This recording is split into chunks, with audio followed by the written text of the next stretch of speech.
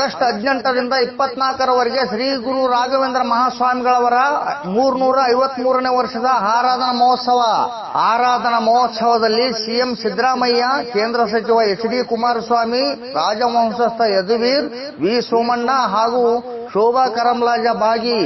ಪೀಠಾಧಿಪತಿ ಸುಬುಧೇಂದ್ರ ತೀರ್ಥರು, ಮಂತ್ರಾಲಯ ಶ್ರೀಮಠದ ಪೀಠಾಧಿಪತಿಗಳಾದ ಪೂಜ್ಯ ಶ್ರೀ ಸುಬುಧೇಂದ್ರ ತೀರ್ಥ ಶ್ರೀ ಪಾದಂಗಳವರ ಅಧ್ಯಕ್ಷತೆಯಲ್ಲಿ ಶ್ರೀ ಗುರು ರಾಘವೇಂದ್ರ ಮಹಾಸ್ವಾಮಿಗಳವರ 353ನೇ ವರ್ಷದ ಆರಾಧನಾ ಮಹೋತ್ಸವ ಪ್ರಯುಕ್ತ ಸುದ್ದಿಗೋಷ್ಠಿಯನ್ನು ಕರೆಯಲಾಗಿತ್ತು. ಸುದ್ದಿಗೋಷ್ಠಿಯನ್ನು ಉದ್ದೇಶಿಸಿ ಮಾತನಾಡಿದ ಶ್ರೀ ಪಾದಂಗಳವರು, ನಡೆದಾಡುವ ದೇವರಾದ ಶ್ರೀ ಗುರು ರಾಘವೇಂದ್ರ ಮಹಾಸ್ವಾಮಿಗಳವರ 353ನೇ ವರ್ಷದ ಆರಾಧನಾ ಮಹೋತ್ಸವವು ಆಗಸ್ಟ್ 18ರಿಂದ 24ರವರೆಗೆ ನಡೆಯಲಿದ್ದು, ಅನೇಕ ಗಣ್ಯರು, ಗುರು ಹಿರಿಯರು ಆಗಮಿಸಲಿದ್ದು, ವಿವಿಧ ವೈವಿಧ್ಯಮಯ ಸಾಂಸ್ಕೃತಿಕ ಕಾರ್ಯಕ್ರಮಗಳನ್ನು ಹಮ್ಮಿಕೊಳ್ಳಲಾಗಿದೆ. ದಿನಾಂಕ 19ರಂದು ಕರ್ನಾಟಕ ರಾಜ್ಯದ ಮುಖ್ಯಮಂತ್ರಿಗಳಾದ ಸಿದ್ದರಾಮಯ್ಯನವರು ಮೊಟ್ಟಮೊದಲ ಬಾರಿಗೆ ರಾಯರ ದರ್ಶನಕ್ಕೆ ಆಗಮಿಸಲಿದ್ದು, ಅವರು ವಿವಿಧ ಅಭಿವೃದ್ಧಿ ಕಾರ್ಯಕ್ರಮಗಳಲ್ಲಿ ಭಾಗಿಯಾಗಲಿದ್ದಾರೆ. ದಿನಾಂಕ 20ರಂದು ಪ್ರತಿಷ್ಠಿತ ಶ್ರೀ ಗುರು ರಾಘವೇಂದ್ರ ಅನುಗ್ರಹ ಪ್ರಶಸ್ತಿಯನ್ನು ಪ್ರತಿಷ್ಠಿತ ಶಿಕ್ಷಣ ಸಂಸ್ಥೆಯ ಪ್ರಕಾಶನಾಥ್ ಸ್ವಾಮೀಜಿ,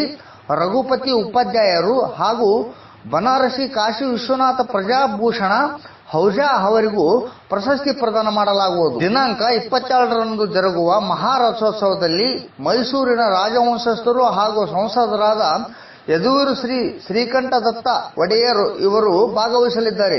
ಅವರಿಗೂ ಶ್ರೀ ರಾಘವೇಂದ್ರ ಅನುಗ್ರಹ ಪ್ರಶಸ್ತಿಯನ್ನು ನೀಡಿ ಗೌರವಿಸಲಾಗುವುದು. ಈ ಆರಾಧನಾ ಮಹೋತ್ಸವದಲ್ಲಿ ಕೇಂದ್ರ ಸಚಿವರಾದ ಎಚ್.ಡಿ. ಕುಮಾರಸ್ವಾಮಿ, ವಿ ಸೋಮಣ್ಣ, ಶೋಭಾ ಕರಂದ್ಲಾಜೆ ಹಾಗೂ ಇನ್ನು ಅನೇಕ ಹಿರಿಯ ಜನಪ್ರತಿನಿಧಿಗಳು, ಗಣ್ಯರು ಭಾಗವಹಿಸಿ ಶ್ರೀ ರಾಯರ ದರ್ಶನ ಪಡೆಯುವರು. ಈ ಆರಾಧನಾ ಮಹೋತ್ಸವದಲ್ಲಿ ಜಿಲ್ಲೆ, ರಾಜ್ಯವಲ್ಲದೆ ದೇಶ ವಿದೇಶಗಳಿಂದ ಸರ್ವ ಸದ್ಭಕ್ತರು ಆಗಮಿಸಲಿದ್ದು, ಸರ್ವರಿಗೂ ಕಿಂಚಿತ್ತೂ ತೊಂದರೆಯಾಗದಂತೆ ಮೂಲಭೂತ ಸೌಕರ್ಯಗಳ ಸಿದ್ಧತೆಗಳನ್ನು ಮಾಡಿಕೊಳ್ಳಲಾಗಿದೆ ಎಂದು ಹೇಳಿದರು. ಪೂಜ್ಯಾಯ ರಾಘವೇಂದ್ರಾಯ ಸತ್ಯಧರ್ಮ ರಥಾಯ ಚ ಭಜತಾಂ ಕಲ್ಪವೃಕ್ಷಾಯ ನಮತಾಂ ಕಾಮಧೇನವೇ.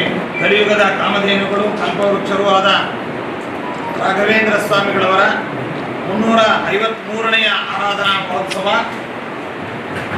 18ನೇ ತಾರೀಕಿನಿಂದ 24 ಈ ಆಗಸ್ಟ್ ತಿಂಗಳ ತನಕ ನಡೆಯಲಿದೆ. ಧ್ವಜಾರೋಹಣ ಕಾರ್ಯಕ್ರಮ 18ನೇ ತಾರೀಕು ನಡೆಯಲಿದೆ ಸಂಜೆ.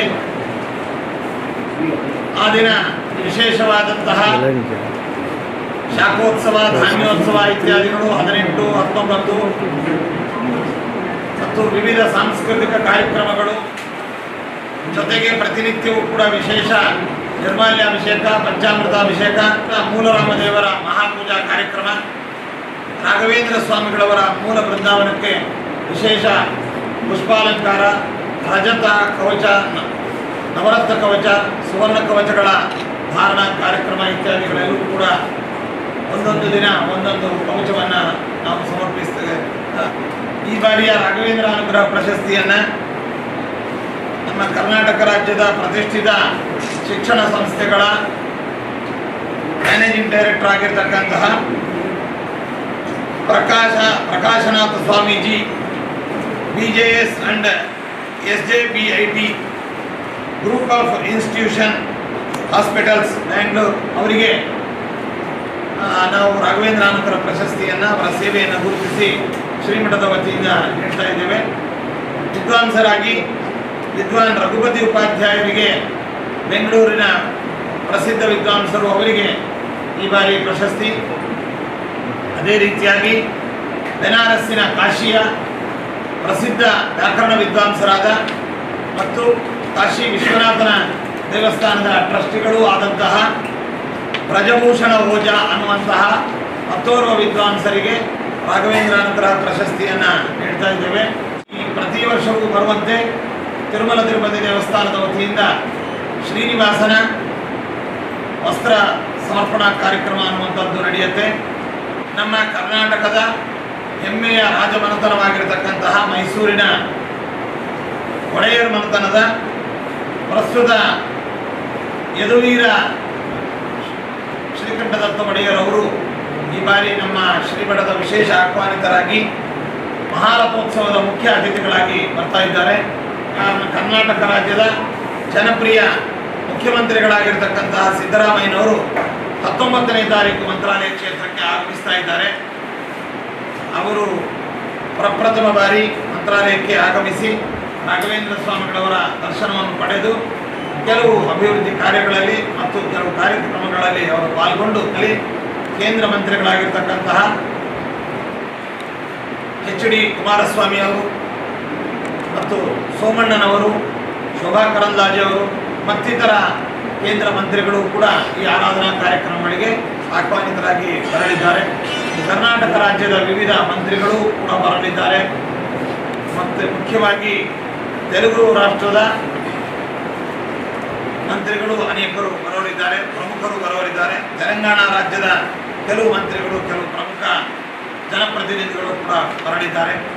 ಇದಲ್ಲದೆ ದೇಶದ ಮೂಲೆ ಮೂಲೆಗಳಿಂದ, ವಿದೇಶಗಳಿಂದ ಅಸಂಖ್ಯ ಭಕ್ತರು, ದಾನಿಗಳು, ಸಮಾಜ ಸೇವಕರು, ಜೊತೆಯಲ್ಲಿ ಪ್ರತಿಷ್ಠಿತ ವಿದ್ವಾಂಸರುಗಳು ಕೂಡ ಆಗಮಿಸ್ತಾ ಇದ್ದಾರೆ.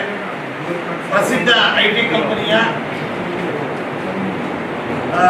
ಮುಖ್ಯಸ್ಥರಾದಂತಹ ಶ್ರೀಮತಿ ಸುಧಾಮೂರ್ತಿಯವರು ಕೂಡ ಇನ್ಫೋಸಿಸ್ನ ಸಂಬಂಧಪಟ್ಟಂತಹವರು. ಅವರು 5 ದಿನಗಳ ಕಾಲ ಮಂತ್ರಾಲಯದಲ್ಲಿ ಸಕುಟುಂಬ ಸಪರಿವಾರ ಸಮೇತವಾಗಿ ಇದ್ದು ರಾಘವೇಂದ್ರ ಸ್ವಾಮಿಗಳವರ ಆರಾಧನಾ ವಿವಿಧ ಸೇವೆಗಳಲ್ಲಿ ಅವರು ಪಾಲ್ಗೊಳ್ಳಲು ಅವರು ಬರ್ತಾ ಇದ್ದಾರೆ. ಈ ಬಾರಿ ಹೆಚ್ಚಿನ ಸಂಖ್ಯೆಯಲ್ಲಿ ಜನರ ಆಗಮನದ ನಿರೀಕ್ಷೆಯೂ ಇದೆ. ಇದಕ್ಕೆ ಸಂಬಂಧಪಟ್ಟಂತೆ ಶ್ರೀಮಠ ಎಲ್ಲ ರೀತಿಯಾದಂತಹ ತಯಾರನ್ನು ಮಾಡಿಕೊಂಡಿದೆ. ವಿದ್ಯುತ್ ದೀಪಗಳ ಅಲಂಕಾರ, ಕುಡಿಯುವ ನೀರಿನ ವ್ಯವಸ್ಥೆ, ವಿದ್ಯುತ್ತಿನ ವ್ಯತ್ಯಯವಿಲ್ಲದಂತೆ ಪರ್ಯಾಯ ವ್ಯವಸ್ಥೆಯನ್ನು ಕೂಡ ಮಾಡಿಕೊಂಡಿದ್ದೇವೆ. ಜನರೇಟರ್, ಸೋಲಾರ್, ಎಕ್ಸ್ಟ್ರಾ ಜನರೇಟರ್ಸ್ ಇವನ್ನೆಲ್ಲವನ್ನು ಕೂಡ ಅಳವಡಿಸಿಕೊಂಡಿದ್ದೇವೆ. ಸರ್ಕಾರದ ಜೊತೆಯಲ್ಲಿ ಕೂಡ ವಿದ್ಯುತ್ತಿನ ಕಡಿತವಿಲ್ಲದಂತೆ ವ್ಯವಸ್ಥೆಯನ್ನು ಕೂಡ ಮಾಡಿಕೊಂಡಿದ್ದೇವೆ. ಭದ್ರತೆ, ಅದರ ಬಗ್ಗೆಯೂ ಕೂಡ ಮಠವೂ ಕೂಡ ವಿಶೇಷವಾಗಿ ಎಚ್ಚರವನ್ನು ವಹಿಸಿದೆ. ಸ್ಯಾನಿಟೇಷನ್ ಬಗ್ಗೆಯೂ ಕೂಡ ಎಚ್ಚರವನ್ನು ವಹಿಸಿ ಎಲ್ಲ ವ್ಯವಸ್ಥೆಯನ್ನು ಮಾಡಿಕೊಂಡಿದ್ದೇವೆ. ಸುವ್ಯವಸ್ಥಿತವಾದ ವ್ಯವಸ್ಥೆಯೊಂದಿಗೆ ಪ್ರತಿ ವರ್ಷದಂತೆ ರಾಘವೇಂದ್ರ ಸ್ವಾಮಿಗಳವರ ಆರಾಧನಾ ಉತ್ಸವ ಅನ್ನುವಂಥದ್ದು, ಸಪ್ತರಾತ್ರೋತ್ಸವ ಅನ್ನುವಂಥದ್ದು ನಡೀತಾ ಇದೆ. ಇದಕ್ಕೆ ದೇಶದ ಮೂಲೆ ಮೂಲೆಗಳಿಂದ ಅಸಂಖ್ಯ ಭಕ್ತರು ಬರಲಿದ್ದಾರೆ.